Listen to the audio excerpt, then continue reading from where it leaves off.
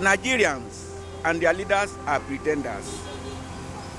Yes, the issue of insecurity, the root, the tap root, the auxiliary root, the leaders know it, but they don't want to stop it because many of them are feeding fat from it. Many of them have taken it as their business. The type of Obasanjo used the time of election that is do or die, that if without insecurity, with security in Nigeria, they will lose. Now they are fighting tooth and nail to see that the insecurity persists, no matter who will come, except if this man and the people that he want to project to succeed him are out. I suggested some time ago that the type of leader Nigeria needs is a one that will bring a total revolution from the rank of superintendent of police upwards, from the rank of major in the army upwards, from the rank of navy captain in navy upwards, from the rank of group captain in air force upwards, eliminate them all. Then from deputy superintendent down, they can pick a leader from there. Likewise, these civil servants, the people from this level, whether level 20 or level 21 or level this, let they pick from level, at least from level 11 or so, retire others. They set a panel that will conduct the election. Nigeria can have security because the sponsors of this security are those retired generals with a special reference to the person in power. You know that Nigeria is having 2 presidents and 2 vice presidents. Buhari is the president of Nigeria, commander-in-chief, Rootstv Banjo, as the vice president. And Buhari is the president of Boko Haram or insecurity or bandit as they call them. Then Sheikh Gumi is his vice on that side. So if they, as far as these people are concerned and they remain alive as Nigerian leaders, insecurity will never die in this country. Okay, the insecurity in Nigeria, what I think is the major problem is the cost of living and standard of living. As a matter of fact, I don't think the government is trying the way they should.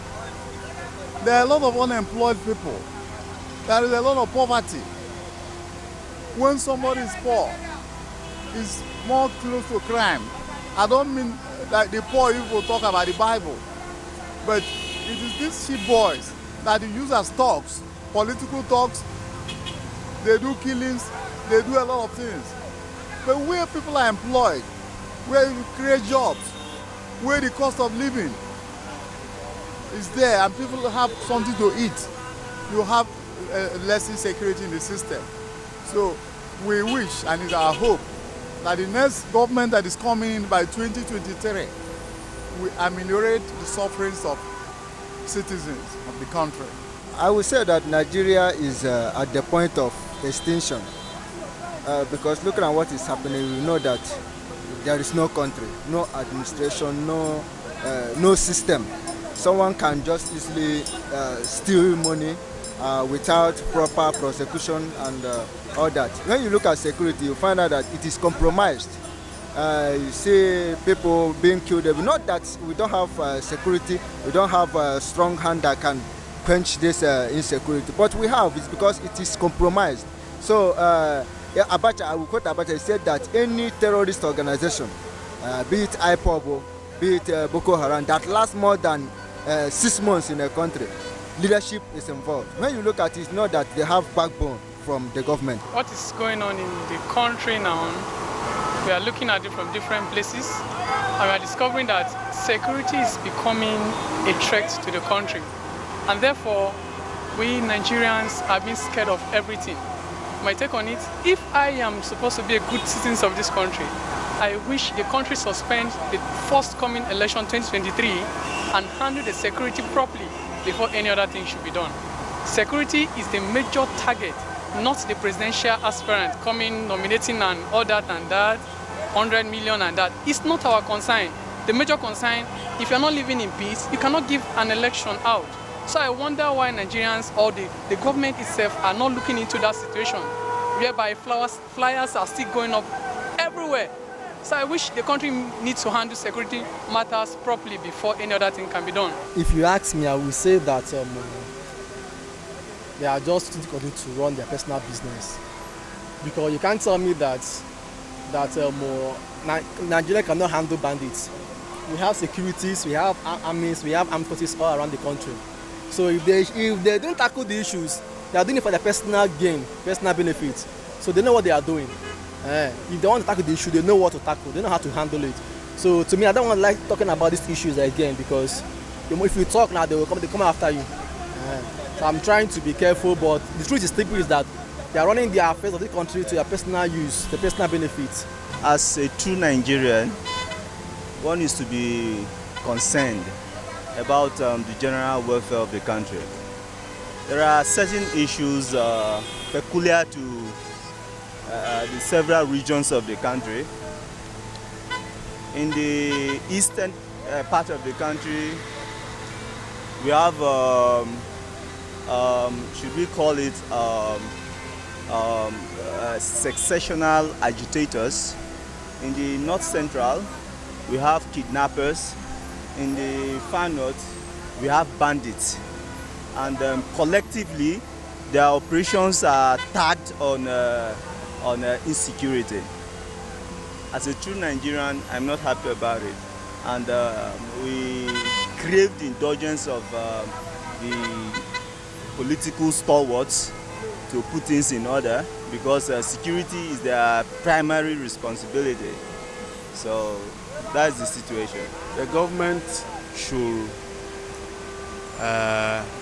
look inward,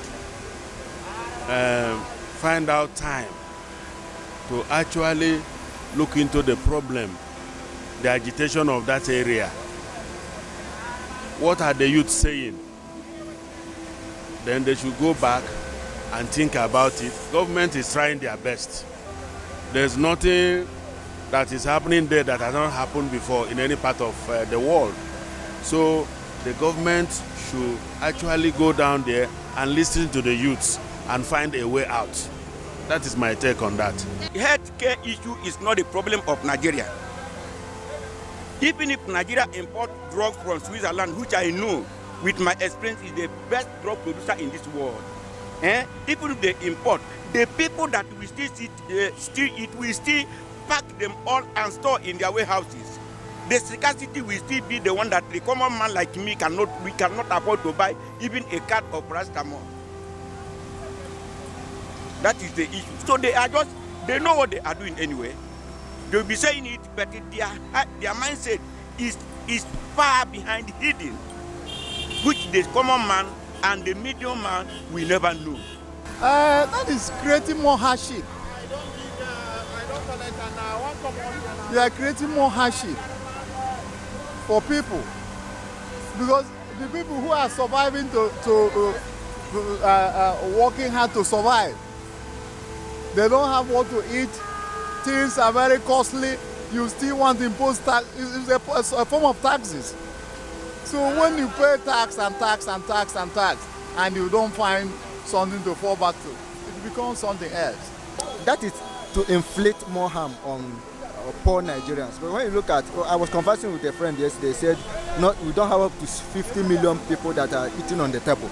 Means that poverty is ravaging the country. So how can you impose such tax on poor masses? What do you expect? People are dying on hunger, and you are bringing up tax. So it is frustration upon poor masses.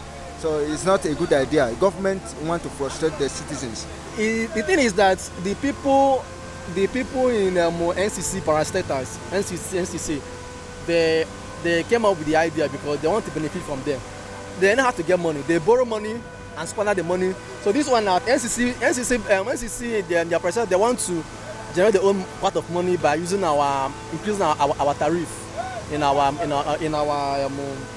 core money. So they know what they are doing. This is, if they want money, they can still borrow again and squander the way they want to squander. Increasing it, they are being wicked to us. Yeah, they are being wicked to us because they've thieved enough. So them increasing our own little money that we are gaining is wickedness. So I guess NCC should be questioned about, not even Buhari. You should ask the NCC. They know what they are doing. They want to gain more money before they leave this regime. Actually, it's properly an alignment with them, but we should also consider that this cause that they are trying to impose on some bands of call like that, it's not properly done in some areas too, in an ideal manner. We are not supposed. Let's look into it and come in collaboration and see how we can settle ourselves. I would say that such is completely an economic aberration. As leaders, there are other means of sourcing for funds, especially when things are not going well economically to Nigerians, and you want to increase tax on phone calls to fund other sectors of the economy. It doesn't tell well. And if you look at it, virtually every Nigerian has a phone, and definitely to make a call you must recharge. So that is exploiting Nigeria on a larger scale is not a welcome development. There are other means. Nigeria is a blessed country. We are not supposed to suffer in this country. Just of recent, we heard that the Accountant General of Rivers State is indicted for 137 billion. You know, the Accountant General of the Federation, 87 billion naira. The former NDDC boss, 37 billion naira, and a whole lot. In a country that they equally share with ordinary Nigerians, they are looting such funds, and there are other Nigerians who cannot feed themselves thrice in a day. It's a quite sad situation. And the ordinary Nigerians who can afford to use ordinary phone to make calls, you want to tax them for making calls? So what are they doing about corruption? Where are the monies going? So the situation does not really tell good of this country, and I think we have leaders who are not ready to improve our economic situation. So it's a quite sad one too. What men do not understand is this. In my home, they said that somebody went inside the bush and cut stick. You hear him see, then he will come outside at the road and ask who is cutting that tree. But he is the one cutting it. They know what they are doing. The person they want to project, they reach the argument. Like Buhari has somebody he want to convince others to support, to project that person. Then the people, the two or so people, other majority of the APC want to support or to project as a candidate is not the heart of Buhari. That is where the problem is. Until he convinced them by giving them what they want. What they want is money. Then we will remain, because the person is going to succeed him, as far as APC is concerned, is going to dance the tune or the music of Buhari. Well, I will tell you it's a strategy to come up with a consensus candidate. And consensus, in a way, is an act of reconciling or controlling a party crisis. But at the same time, it makes it filters out those who have the capacity to lead. You should clear the field for all stakeholders to come and demonstrate their width. You get? So postponement is not really a good thing, but it becomes good after postponement and someone, the best of the candidates emerges. It's normal to postpone, but to say indefinitely, that is not too good. So what is actually happening? They should try to find out a solution to that issue so that it can be solved once and for all. Politics is full of intrigues. They know the best, and they want the best for their party. Everybody that is going for a contest want to win. If you don't prepare well, you don't work hard, if you go for a championship or if you go for any district, you are bound not to do well. And they don't want their members to leave the party. To the best of my knowledge, you should keep your house in order. They are trying to keep their house in order. It's a personal party affair. You cannot go into that. Is a political strategy anyway, but it cannot go beyond the limit of INEC, because I know INEC must give a deadline. But APC itself, when you look at it, you find out that APC is looters. I will say they are looters. How can you say that someone will buy a presidential form for 100 million it is not called for. It is not called for. Those things you find out when you look at the party, you find out that the party is messed up already. So I don't know. I don't like APC, so I don't have anything in common with them. So they have to look inwardly towards this situation. It might be that they have some reasons behind that. It's not just a proper idea postponing it, and that is where the INEC need to understand that these things are done in another way around. They should look into it from the perspective that we have set a date, it should stand. Automatically they are failing already. In the coming forth election, everybody must stand on what they are doing. It was even discovered that most people are not holding it in their state as of recent concerning the PDP primarily. So it's something that they need to just take a stand on it, not to be beating us around the bush and telling us we are taking this or that. We don't want